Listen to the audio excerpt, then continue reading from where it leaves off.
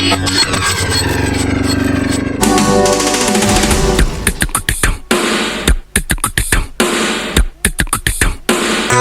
சமுதாயத்தில் உள்ள வாழ்க்கையில் ஏற்படக்கூடிய பிரச்சனைகளுக்கான என்னுடைய கருத்தும் விவாதமும் சொல்ல போகிறேன். இது ஒரு தீர்வாகாது. அப்படி நீங்கள் தீர்வாக எடுத்துக்கொண்டால் சந்தோஷம், மகிழ்ச்சி.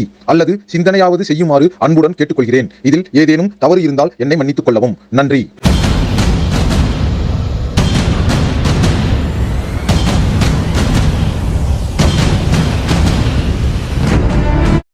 இப்போ நம்ம தமிழகத்தில் ஏற்படுகின்ற பிரச்சனை இதுதான் அப்படின்னா அது என்னன்னு சொல்லுவீங்க? சரி அப்படின்னு சொல்லி அன்லைன் பண்ணிக்க. கட்டுப்பாட்டில் வச்சுக்கன்னு சொல்லலாமே தவிர தப்புன்னு சொல்லலாம். தப்பு பண்ணலாம், என்னைக்காவது ஒரு நாள் தப்பு பண்ணி. காமம்னு ஒரு விஷயத்துக்கு போனாலே ஏன் தப்புன்னு சொல்றீங்க? இந்த மாதிரி ஊருக்கு மைக் போட்டு செல்போனில் இந்த விஷயத்தை பயன்படுத்து, இந்த விஷயத்தை பயன்படுத்து கொடுத்துட்டு இந்த அப்படியே வச்சுக்கிட்டு இப்படியே ஏற்றி விட்டு பார்க்கறதெல்லாம் சொன்னீங்க. பெற்றோர்கள் வந்து பிள்ளைங்களுக்கு சுதந்திரம் கொடுக்கணும், செல்போனை கொடுக்கணும், பயன்படுத்தணும், டயத்தை பார்க்கக்கூடாது, என்னென்ன பார்க்கலாம். குழந்தைகள்னு நான் உங்கள்கிட்ட முதல்ல சொல்லவே இல்லையே. இப்போ உங்களுக்கு ஒரு பையன் இருக்கு அப்படின்னா நீங்க வந்து அவன் செல்போன் பயன்படுத்தலாம். ஆமா, அந்த பையன் வந்துட்டு இந்த தம்பி தவறான படங்கள் பார்த்துக்கிறது தப்பு இல்லை, பார்த்துக்கலாம் அப்படின்னு நீங்க சொல்லுவீங்க. அண்ணா வணக்கம். வணக்கம். இப்போ நீங்க இன்னைக்கு ஏற்படுற பிரச்சனைகள் பற்றி நான் சொல்றேன், அதுக்கான தீர்வு நீங்க கூறுங்க. நான் சொல்றது தீர்வாகாது. நம்ம சமுதாயங்கும் போது அந்த சமுதாயத்தில் நானும் ஒருத்தன் தான். சரி, அப்படிங்கும்போது நான் சொல்றது அது தீர்வாகாது. நான் சொல்றதை நீங்க தீர்வாக எடுத்துக்கிட்டா சந்தோஷம். எனக்கு தெரிஞ்ச ஒரு கருத்தை சமுதாயத்தில் பதிவிடணும்னு நான் சொல்றேன். இப்போ இந்த கருத்து வந்து மக்களுக்கு போய் சேர்ந்து பயனடையணும் அப்படிங்கிற நோக்கம் உங்களுக்கு? கண்டிப்பா கண்டிப்பா.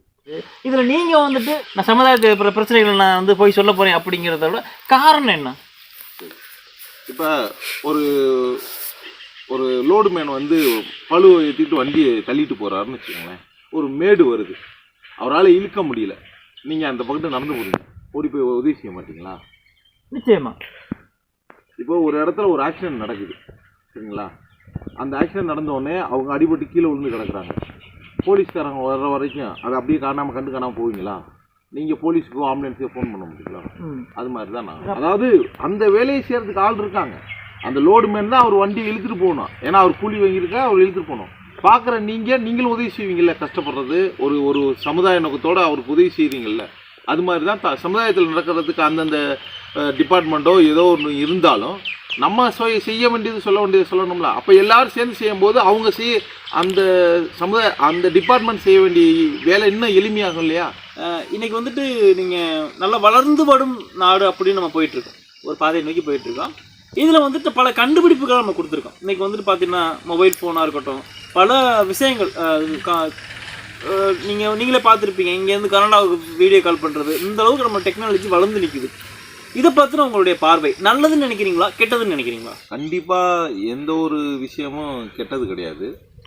அது தேவைப்படுறவங்களுக்கு நல்ல விஷயமா இருக்கும், தேவைப்படாதவங்களுக்கு கெட்ட விஷயமா இருக்கும். அதை விட தேவைப்படுறவங்களா இருந்தாலும் அளவுக்கு பயன்படுத்தினா நல்ல விஷயமா இருக்கும். அளவுக்கு மீறி பயன்படுத்தும் போது அது கெட்ட விஷயமா மாறுது. அது எந்த விஷயமா இருந்தாலும் நீங்கள் காணொலிங்கும் போகும்போதும் இந்த வார்த்தை வந்து ரொம்ப, ஏன்னா இந்த இங்கேருந்து அங்கே கன்னடா இருக்கவங்கள்ட்ட பேசுகிறது வந்து உங்களுக்கு வந்து கைக்குள்ளேயே உலகத்தை கொண்டு வந்துட்டோம். முதல்ல வந்து ஒரு உலகத்தை பற்றி இருந்தோம்னா நம்ம செய்தித்தாளில் படிப்போம், அதுக்கப்புறம் ஒரு வானொலி பெட்டியில் கேட்போம், அதுக்கப்புறம் ஒரு தொலைக்காட்சி பெட்டியில் இருந்தோம். இப்போ கையிலேயே தொலைக்காட்சி பெட்டி கொண்டு வந்துட்டோம், சரிங்களா? அந்த காலத்தில் நம்ம பேசும்போது என்ன பண்ணுவோம், ஃபோன் போட்டு பேசுவோம், அவங்க முகத்தை பார்க்க முடியாது. இப்போ எல்லாமே கொண்டு வந்துட்டோம். இதெல்லாம் அருமையான வளர்ச்சி தான். இது கெடுதல் கிடையாது, இது கெட்டது கிடையாது. இப்போ இன்றைக்கி வந்துட்டு பள்ளியாக இருக்கட்டும், கல்லூரியாக இருக்கட்டும், அப்படி 85% ஸ்டூடெண்ட்ஸ் வந்து மொபைல் ஃபோன் கொண்டு போகிற மாணவர் ஸ்டூடெண்ட்ஸு அந்த ஃபோன் நம்பர் வாங்குறது, அநாகரிகமாக பொண்ணுகிட்ட அந்த மாதிரி சீட்டிங் பண்ணுறது, அதனால வந்து பல பாலியல் வன்கொடுமை, அதனால வந்துட்டு பல பேர் இன்னைக்கு இறந்து போறாங்க. ஒரு குடும்பமே அழிகிற சூழ்நிலைக்கு இந்த லெவல் வந்துருச்சு அப்படின்னா நீங்க இதை வந்து சரி அப்படின்னு சொல்லி அன்லைன் பண்ணி காட்டுறீங்க. செல்போன் கொடுத்தா மாணவ மாணவிகள் எல்லாம் படிப்பாங்க, எல்லாமே நல்லா விதத்தில் பயன்படுத்தணும், நீங்க கொடுக்குறத கொடுத்துருவீங்க, நல்ல விதத்தில் பயன்படுத்தணும் அப்படின்னா இது என்ன எந்த விதத்தில் நான் சார்? நீங்க இப்ப கேட்டதுல 3 கேள்வி கேட்டிருக்கீங்க.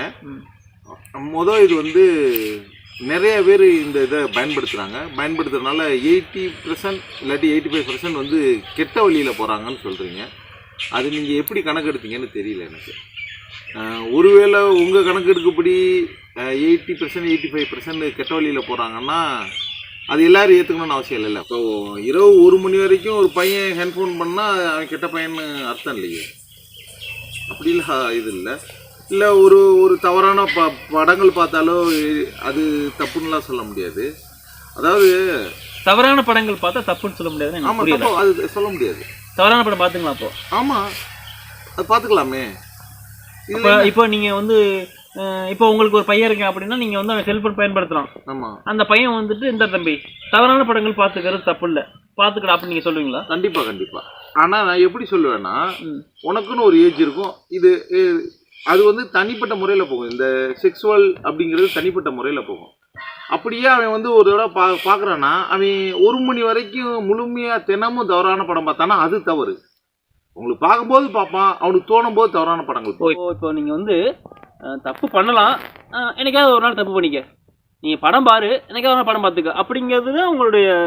அது எப்படி இது சரியான முறையில் வரும்? நீங்கள் அதான் தம்பி, ஒரு ஆண் பையனோ இல்லை பெண் பிள்ளையோ ஒரு தவறான படம் பார்க்குறது தான் தப்புன்னு சொல்கிறத ஏற்றுக்க முடியாது. இப்போ நமக்கு தூக்கம், பசி, தும்மல், இருமல் இது மாதிரி காம உணர்வுங்கிறது இயற்கையாக இருக்கிறது. சரியா? அது வந்து ஒரு வயதுக்கு மேலே வரணும்னு நம்ம வந்து முறைப்படுத்தி வச்சுருக்கணும் இல்லையா? அந்த காலத்தில் காட்டுவாசியாக இருக்கும்போது நம்ம மிருகங்கள் மாதிரி புணர்ந்துக்கிட்டு இருந்தோம். அது போக போக வந்து நம்ம நாகரிகத்தில் இந்த வயசுக்கு மேலே அப்படின்னு. அப்போ அந்த வயசுக்கு முன்னாடி இருக்குதுன்னா அவனுடைய ஆசை பாசங்களில் நம்ம முழுமையாக தவறுன்னு சொல்ல முடியாது. கட்டுப்பாட்டில் வச்சுக்கன்னு சொல்லலாமே தவிர தப்புன்னு சொல்லக்கூடாது. தப்புன்னு சொல்கிறதுக்கு எனக்கு கூட யார் பெரியவங்களுக்கும் யாருக்கும் ரைட்ஸு உரிமை கிடையாது. சரியா? அப்போ அந்த பையனுக்கு அப்போ 18 வயசுக்கு மேலே அந்த உணர்வு வரணும்ல. இப்போ நம்ம கொடுக்குறோம் 18 வயசுக்கு மேலே கல்யாணம் பண்ணணும் பெண்ணுக்கு, ஆணுக்கு 21 வயசுங்கிறோம். அப்போ 21 வயசுக்கு மேலே அந்த உணர்வு வர வேண்டியது தானே, காம உணர்வு. அது வராது இல்லையா? சரிங்களா? இப்போ பசி வந்து காலையில் சாப்பிடணும், மத்தியானம் சாப்பிடணும், இரவு சாப்பிடணுங்கிறோம். ஒருத்தனுக்கு காலையில் சாப்பிட்றதுக்கு முன்னாடி மத்தியானம் தான் பசிக்குது, மத்தியானம் தானே சாப்பிடுவான்.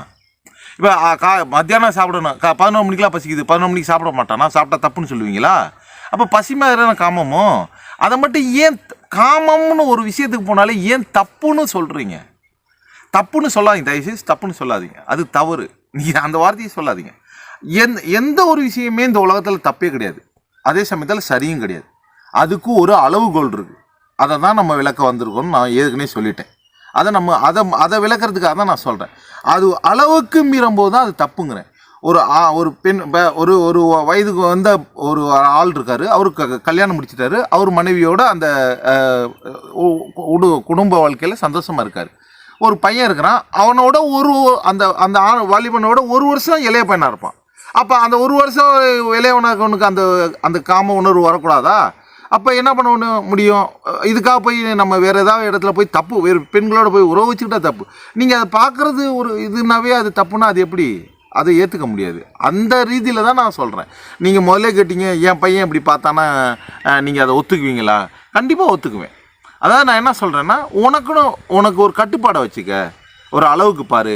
1 மணிக்கு தினமும் இதை ரொட்டீனாக பார்க்குற மாதிரி, அடிக்ட் ஆகிற மாதிரி, அடிமையாகிற மாதிரி நீ பண்ணிடாத, பார்த்துடாத அப்படின்னு நம்ம சொல்லுவோம். அதை தான் நம்ம சொல்கிறோமே தவிர அதுக்காக நம்ம இது எல்லாத்தையும் சரி ஏன் இதை வந்து தவறுங்கிற வார்த்தைக்கு ஏன் வந்து கொண்டு வர பார்க்குறீங்கன்னா, நம்ம விதித்த கட்டுப்பாடு நம்மளும் மிருகம் மாதிரி மாறிடுவோம் அப்படிங்கிறதுனால தான் ஒரு கட்டுப்பாட்டுக்கு தவறுன்னு சொல்கிறீங்க. ஆனால் அந்த வார்த்தையை எடுத்துறது நல்லது. நம்ம முதல்ல தான் அந்த காலத்தில் தான் இது மாதிரி இருந்தால் தப்புன்னு நம்ம சொன்னோம். ஏன்னா முதல்லலாம் கண்ட்ரோல் பண்ணுறது கஷ்டங்கிறதுனால தப்புன்னு சொன்னோம். இப்போ நீங்கள் தான் உலகத்தை கைக்குள்ளே கொண்டு வந்தாச்சு, எவ்வளவோ விஞ்ஞானம் வளர்ந்துருச்சு. அதனால் இன்னமும் இந்த காம விஷயத்தை தப்புன்னு சொல்கிறத தயவுசெய்து நிறுத்துங்க. நம்மளை மாதிரி நாடுகளில் செய்கிறது. ஏன்னா வெளிநாடு மாதிரி நாடுகள் எல்லாம் அவங்க பெற்றோர்களே அனுமதிப்பாங்க. அதெல்லாம் நிறைய விளக்கங்கள் இருக்குது. நம்ம மாதிரி அதுக்காக நான் என்ன சொல்கிறேன்னா, அதாவது ஒரு சில விஷயங்களை கண்டும் காணாமல் போகணும். ஆனால் அளவுக்கு அது கண்ணு காணாமல் இப்போ ஒரு நாய் லேசாக குறைக்குதுன்னு வச்சுங்களேன், நம்ம பேசாமல் போவோம். ரொம்ப வந்து அப்படியே கடிக்க வர மாதிரி குறைக்கணும் என்ன சார் போ அப்படின்னு சொல்லுவோம் இல்லையா, அது மாதிரி ஒரு ஒரு ஒரு ஒரு அந்த விஷயம் நடக்குதுன்னா ஒரு அளவுக்கு தான் வச்சுக்கோ, ஒரு அளவுக்கு விட்டுக்கலாம். இல்லை பார்க்க ரொம்ப அடிக்ட் ஆகிறான், டேய் என்னடா ரொம்ப தினமும் இதுங்க, டேய் தப்பானது அப்பப்போக்கி சொல்லிக்கலாம், லேசாக சொல்லிக்கலாமே தவிர சுத்தமாக பிள்ளையா நீ இப்படி அசிங்கம் நிச்சயம் நீ கெட்டப்பில்ல அந்த அந்த கான்செப்டுக்கு தயவுசெய்து போக வேண்டாம் தம்பி. இது என்னுடைய கருத்து. இந்த செக்ஸுவல் குற்றச்சாட்டை தவிர உங்களால் வேறு என்ன குற்றச்சாட்டு வைக்க முடியும்? வேறு ஏதாவது இருந்தால் சொல்லுங்கள். இதுக்கு இன்னமும் கூட விளக்கம் சொல்லலாம். இது ஆண் பெண் பாலியல் சம்மந்தமாக வந்து நம்ம இன்னொரு காணொலி கூட போட்டுக்கலாம், சரிங்களா?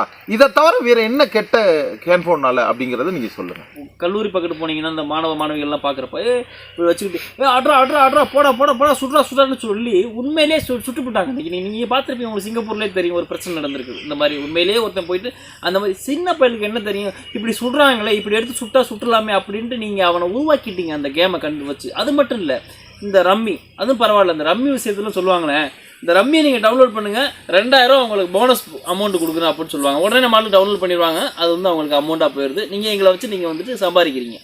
இந்த மாதிரி நீங்கள் ஒன்றும் இல்லை, ஒரு 2 நாள் ஒரு நியூஸ் வந்துச்சு.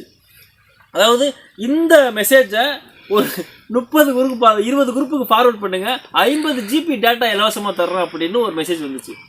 உடனே பார்த்தீங்கன்னா என்னுடைய வாட்ஸ்அப் ஃபுல்லாக அந்த மெசேஜ் தான். 50 பேர் ஷேர் பண்ணாங்க, 30 GB டேட்டா இலவசம், 30 GB டேட்டா இலவசம் அப்படின்னு. இன்றைக்கி ஒரு இந்த மாதிரிலாம் வந்துட்டு ஒரு தவறாக வந்து ஒரு இதை வந்துட்டு இந்த மாதிரி தவறு அதிகமாக போயிட்டுருக்குன்னு நான் சொல்ல வரேன். நீங்கள் வந்து சும்மா காமி இதை வந்து தவறாக ஏன் பார்க்குறீங்க அப்படின்னு. தவறாக வந்தால் தவறாக பார்க்கத்தானே ஆகணும். நீங்கள் சொல்கிறீங்க ஹேண்ட்ஃபோன் பயன்படுத்துகிற எல்லோரும் ஓரளவுக்காவது நம்ம படிச்சிருப்போம், ஒரு நாலேஜ் இருக்கும். இப்போ கிராமத்தில் ரொம்ப படிக்காதவங்களாக இருக்கவங்களுக்கு வேணால் ஒன்றும் தெரியாது. இந்த படத்தை அனுப்பணும், உங்களுக்கு நல்லா நடக்கும், அனுப்பலைன்னா உங்களுக்கு கெடுதல் நடக்கும் அப்படின்னு சொல்லுவாங்க, சரிங்களா? அதெல்லாம் அவங்களுக்குன்னா புரியாமல் இருக்கலாம், ஒரு வேளை இருக்கும்ல. அப்போ நீங்கள் பயன்படுத்திங்கன்னா ஓரளவுக்கு படிச்சிருப்பீங்கள்ல, உங்களுக்கு ஒரு நாலேஜ் இருக்கும்ல. ஸோ இப்போ படித்து ஓரளவுக்கு நாலேஜ் இல்லை உங்கள் ஃப்ரெண்ட்ஸுகளும் உங்களை மாதிரி தானே இருப்பாங்க.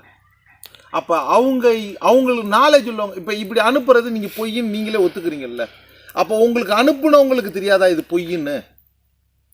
அப்போ தப்பு யார்? இது அந்த ஆப் கண்டுபிடிச்சவனுக்கா, இல்லை ஆப்பை இப்படி தவறாக ஒரு நாலேஜே இல்லாமல் அனுப்பணும் தப்பு? இல்லை, அப்போ இந்த மாதிரி விஷயத்துக்கு பயன்படுத்தணும்னா படிச்சிருக்கணும், நாலேஜ் இருக்கணும்னு சொல்ல வரீங்களா? அப்படி இல்லை அப்படி இல்லை. உனக்குன்னு ஒரு அறிவு இருக்கு. நம்ம கற்கால மனிதர்கள் படிக்கல, அறிவு இல்லாமல் இருந்தோம். இப்போ அப்போல்லாம் வந்து ஹேண்ட்ஃபோன் இங்கேருந்து கன்னடாவில் பார்த்து பேசினாங்களா?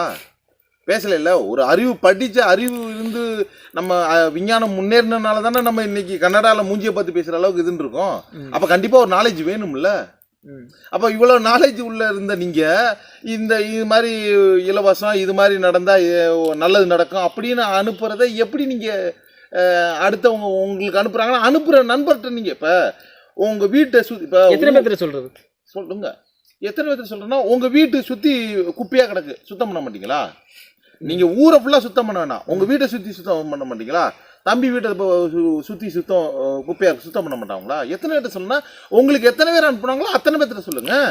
நான் எதை தவறுன்னு சொன்னேன்னா, அந்த தவறான படங்கள் பார்க்குறத முழுமையாக தவறு, ஒரு பையன் வந்து தவறான படம் பார்க்குறான் அது தவறு அப்படின்னு சொல்லக்கூடாதுன்னு சொல்ல வரேன். பாலியல் வன்கொடுமை அதிகமாகுதுன்னு சொன்னீங்க, அது தவறானது.